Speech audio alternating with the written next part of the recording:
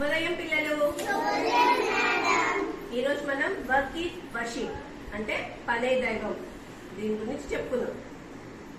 ఒక ఊళ్ళో ఒక పెద్ద వ్యాపారి ఉంటాడు అనమాట. ఆయన దగ్గర ఆయన వ్యాపారం స్టార్ట్ చేసిన దగ్గర నుంచి ఒక ఆయన పనిచేస్తూ ఉండేవాళ్ళు. అయితే పనిచేస్తూ ఉన్నప్పుడు ఆయన కొన్నాళ్ళకి అయ్యేసరికి పెద్ద ఆయన అయిపోతారు అనమాట. చాలా నాళ్ళ నుంచి వర్క్ చేస్తుంటారు. ఆయన అంటారు, ఆ రోజు ఏమంటారు, ఒక రోజు వచ్చి ఆయన దగ్గరికి అడిగారండి, నేను ఇంకా పని చేయలేను, నాకు ఓపిక తగ్గిపోయింది, నేను ఇంకా మానేస్తాను పని అంటారు. అయితే ఆయన ఏం చేస్తారంటే ఇల్లు కడతా ఉంటారు అనమాట. ఇల్లు కట్టేది చేస్తూ ఉంటారు. పెద్ద ఆయన ఏమంటారు, వాళ్ళ సార్ అనమాట, బాస్ అంటారు. ఆయన ఏమంటారంటే, సరే ఇన్నాళ్ళ నుంచి ఇన్ని ఇల్లు కట్టావు కదా, ఇంకొక ఇల్లు కట్టిపోవా నాకు అనేసి అంటారు.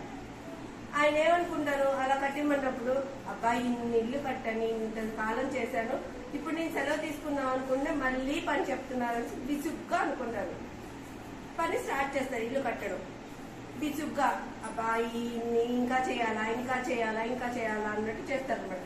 అంతకు ముందు వరకు ఆయన కట్టిన ఇల్లు ఉన్నాయి కదా, ఆయన ఎలా చేసేవాళ్ళంటే ఆ చేసే ఇల్లు కట్టే పద్ధతి చాలా, అంటే అదొక భగవంతుడికి అర్పిస్తున్నట్టు ఆయన చాలా ఇష్టంగా చేసేవాళ్ళు అనమాట. ఇష్టంగా చేసిన ఇళ్ళన్నీ చాలా బాగున్నాయి. ఇల్లు కట్టేశారు కదా, కట్టిన తర్వాత ఈయన ఏం చేస్తారంటే, కట్టిన తర్వాత అయ్యగారండి ఇంకా కట్టేశాను కదా ఇల్లు, నేను ఇంకా వెళ్తానండి, ఇంకా నేను సెలవు తీసుకుంటాను అంటారు. అప్పుడు ఏమంటారంటే ఆయన, నువ్వు నా దగ్గర ఇన్నాళ్ళ నుంచి పనిచేశావు కదా, నేను ఈ ఇల్లు నీకోసమే కట్టించాను, నువ్వే ఇల్లు తీసుకో, ఆ ఇంట్లో నువ్వే ఉండు అనేసి ఇస్తారన్నమాట. ఆ ఇంట్లో ఉండడం మొదలు పెడతాడు ఆయన. అయితే ఇష్టం లేకుండా కట్టుకున్నారు కదా, అక్కడ లీక్ అవడం, ఇక్కడ పెచ్చులు ఊడిపోవడం, డోర్లు సరిగ్గా పడకపోవడం, ఇలా అవుతుంది అనమాట.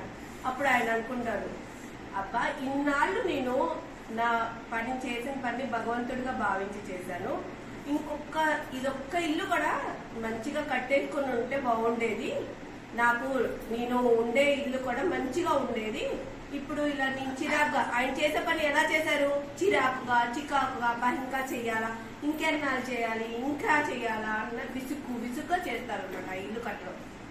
నేను అలా విసుగ్గా చేశాను, ఈ ఇల్లు నాకు అసలు మంచిగానే లేదు. అప్పుడు అనుకుంటాను, కాబట్టి మీకు ఏమర్థమవుతుంది ఇందులో, నేనున్నాను, నేను టీచర్ని, నేను చేసేది ఏం చేస్తాను, నేను మీకు టీచ్ చేస్తాను. నేను చెప్పే పనిని నేను భగవంతుడిలాగా భావించి రోజు మంచిగా స్మైల్ చేసుకుంటూ మీరు ఇలా చేయాలి, ఇది చేయాలి అని చెప్పారు. అది నా పని అదనమాట. అదే మీ పని ఏంటి, నేను ఇచ్చిన వర్క్ని నేను ఇస్తాను కదా, రోజు హోంవర్క్స్ అవి ఇస్తాను కదా, అవి ఎలా చేయాలి మీరు, అబ్బా మేడం ఇవాళ ఎంత వర్క్ ఇచ్చారు, నేను చేయలేకపోతున్నాను, నేను చెందలేకపోతున్నాను, అలా చేశారనుకో, నేను ఏం చెప్పానో మీకు అర్థం కాదు. అదే నేను చెప్పిన విషయాన్ని మీరు, మా మేడం ఇవాళ ఇది చెప్పారు, ఈ పాయింట్స్ చెప్పారు, నేను ఇవాళ ఇది నేర్చుకోవాలి అనేసి నేర్చుకున్నాను, అది మీకు భవిష్యత్తులో ఉపయోగపడుతుంది. కాబట్టి మనం చేసే పనిని ఎలా చేయాలి, చేసే పనిని భగవంతుడిలాగా భావించి చేసే పని మీద, ఏ పని చేసినామో ఆ పని మీద శ్రద్ధ పెట్టి చేయాలి. ఏ పని చేసినా సరే, అమ్మ వాళ్ళు మంచినీళ్ళు తీసుకురమ్మంటారు, మంచినీళ్ళు ఇలా పట్టుకొని తీసుకురా, అదే అమ్మ తీసుకురమ్మని ఇలా ఇచ్చేయటం అలా చేయకూడదు అనమాట. ఎప్పుడైనా ఎవరు ఏ పని చెప్పినా సరే శ్రద్ధగా చేయాలి. సో మనం ఈ కల్లో ఉన్న నీతి ఏంటి, వర్క్ ఈజ్ వర్షిప్, పనే దైవం.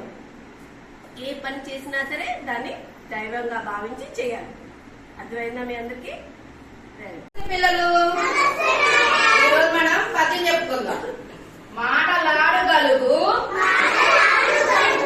మరుములెరిగిన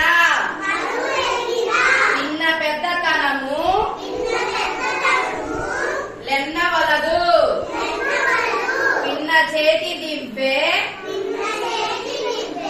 పెద్దగా వెలగదా,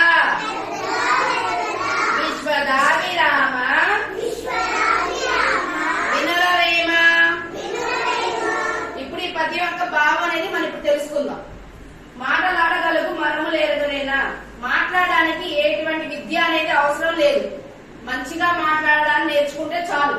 పిన్న పెద్దతనము నెలగవద్దు, దీనికి మాట్లాడడానికి, మంచి పని చేయడానికి, ఏదైనా సహాయం చేయడానికి పెద్ద చిన్న అనే భేదం లేదమ్మా.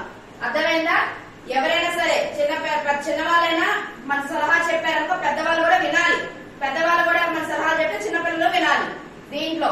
చేతి దీపం పెద్దగా వెలగదా? ఎవరి చేతిలో అయినా దీపం ఒకేలా వెలుగుతుంది కదా. పెద్దవాళ్ళ చేతిలో పెద్దగా, చిన్నవాళ్ళ చేతిలో చిన్నగా వెలగదు కదా. దీపం ఎలాగే పెద్దవాళ్ళ చేతిలో ఎలా వెలుగుతుందో, చిన్నవాళ్ళ చేతిలో ఎలాగా వెలుగుతుందో, చిన్నవాళ్ళు చెప్పిన మాటలు కూడా, వాళ్ళు చేసే పనులు కూడా మనం వాళ్ళతో సహకరించాలన్నమాట. అది పెద్దవాళ్ళు ఏం చెప్పినా, చిన్నవాళ్ళు ఏం చెప్పినా సరే, వాళ్ళు ఇచ్చే గౌరవం అంటే ఆ సలహా అనేది మంచిదైందనుకో, వాళ్ళు చేసే పని కూడా మంచిదైందనుకో, మనం అది పెద్దవాళ్ళ చిన్నతనం చూడకుండా దాన్ని మనం పాటించాలి. ఇదే ఈ పద్యం యొక్క భావం.